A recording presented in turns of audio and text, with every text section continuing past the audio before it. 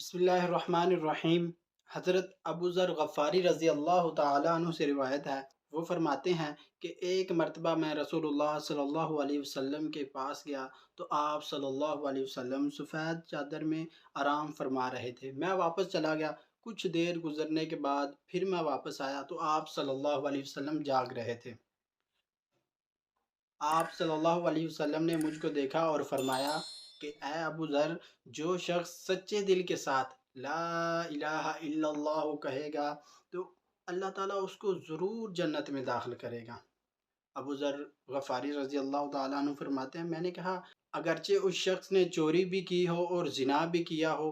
ان گناہوں کا مرتکب ہوا ہو، تو آپ صلی اللہ علیہ وسلم نے فرمایا ہاں۔ ابو ذر غفاری رضی اللہ تعالیٰ عنہ کہتے ہیں، میں نے پھر کہا اگرچہ اس نے چوری بھی کی ہو اور زنا جیسے گناہ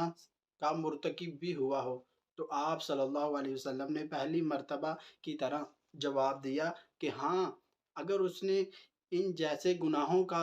ارتکاب بھی کیا ہو، ان جیسے گناہوں کا مرتکب بھی ہوا ہو، تو پھر بھی اللہ تعالیٰ اس کو جنت میں ضرور داخل کریں گے۔ پھر حضرت ابو ذر غفاری رضی اللہ تعالیٰ عنہ فرماتے ہیں کہ میں نے تیسری بار بڑے تعجب سے پوچھا کہ یا رسول اللہ، اگرچہ اس نے زنا کیا ہو، چوری کی ہو، تو آپ صلی اللہ علیہ وسلم نے نہایت ہی پرسکون الفاظ کے ساتھ اس کا جواب دیا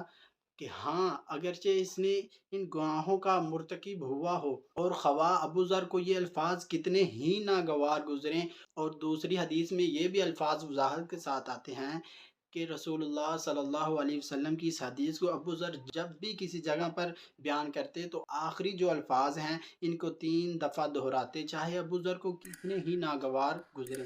اس حدیث میں حضرت ابو ذر غفاری رضی اللہ تعالی عنہ، یہ صحابی رسول صلی اللہ علیہ وسلم ہیں، یہ انتہائی مشکل وقت میں ایمان لے کر آئے تھے، اور جب بھی یہ آپ صلی اللہ علیہ وسلم کے پاس سے گزرتے تو آپ صلی اللہ علیہ وسلم کو ان پر جو سختیاں کی گئیں وہ یاد آ جاتی۔ ظاہری بات ہے کہ جب انسان کا وقت گزرا ہو، چاہے اچھا نہ بھی گزرا ہو، تو اس کو جب وہ وقت یاد آ جائے تو اس کو پریشانی ہوتی ہے، جب اس کا دل رنجیدہ ہو جاتا ہے۔ اور اس زمانے میں جو دوسرے ساتھیوں نے ان کے ساتھ کیا، ان کو بلایا نہیں جا سکتا، ان کو مٹایا نہیں جا سکتا، اور بعض شخص ایسے بھی تھے جو اسلام نہیں لے کر آئے تھے لیکن بعد میں اسلام لے آئے، انہوں نے بھی ان پر اتنے ظلم اور سختیاں کی کہ انسان سن کر اس کے رونگٹے کھڑے ہو جاتے ہیں، لیکن وہ بھی اسلام لے آئے۔ اب وہ جن کو تکلیف دی گئی وہ بھی اسلام لے آئے، جنہوں نے تکلیف دی وہ بھی اسلام لے آئے۔ اب یہ ایک فرقے کے لوگ ہو گئے، ایک گروہ کے، اب یہ مل جل کر رہے ہیں، اور ان کو چاہیے کہ ہمیشہ ایک دوسرے کا ساتھ دیں، ایک دوسرے کی بات سنیں۔ جب بھی کسی پر سخت وقت آ جائے، مشکل حالات آ جائیں، تو ایک دوسرے کو رہنمائی کریں، ایک دوسرے کا ساتھ دینا چاہیے، یہی اسلام ہمیں بتاتا ہے۔ اور اسلام ایک ایسا پیارا دین ہے کہ جب بھی ایک مسلمان پر، ایک بھائی پر تکلیف آتی تو وہ اسلام کہتا ہے کہ وہ تمام مسلمانوں کی تکلیف ہے، تمام مسلمان اس کو محسوس کریں۔ اور اسلام نے اس کا جواب ایک ہی جملے میں دے دیا اس چیز کا کہ جو بندہ سچے دل کے ساتھ اسلام لے آئے تو اللہ تعالیٰ اس کے تمام گناہوں کو منہدم کر دیتے ہیں، ایسا ہے جیسے اس نے گناہ کیا ہی نہ ہو۔ اور آپ صلی اللہ علیہ وسلم کا اس حدیث میں بار بار یہ کہنا کہ چاہے یہ الفاظ ابو ذر غفاری کو کتنے ہی ناگوار گزریں، ظاہری بات ہے کہ ابو ذر غفاری رضی اللہ تعالیٰ عنہ کی نظر میں ایسے لوگ تھے جو ایسے گناہوں کے مرتکب ہوئے تھے لیکن بعد میں اسلام لے آئے، لیکن ان کو خوف تھا کہ ان کے گناہوں کا کیا بنے گا، تو آپ صلی اللہ علیہ وسلم نے نہایت ہی پرسکون الفاظ کے ساتھ اس کا جواب دیا کہ جو ابو ذر غفاری رضی اللہ تعالیٰ عنہ کے دل میں ہی تھا لیکن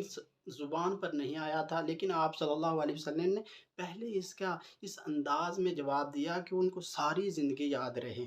کہ جو اس بندہ سچے دل کے ساتھ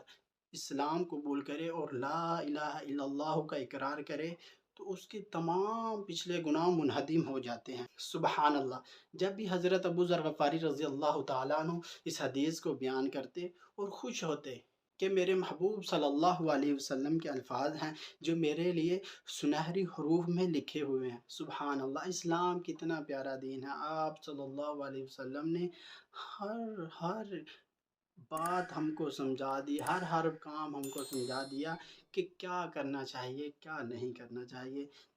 تو ہم کو بھی چاہیے کہ آپ صلی اللہ علیہ وسلم کی احادیث پر عمل کریں اور اپنی زندگی کو بہتر بنائیں۔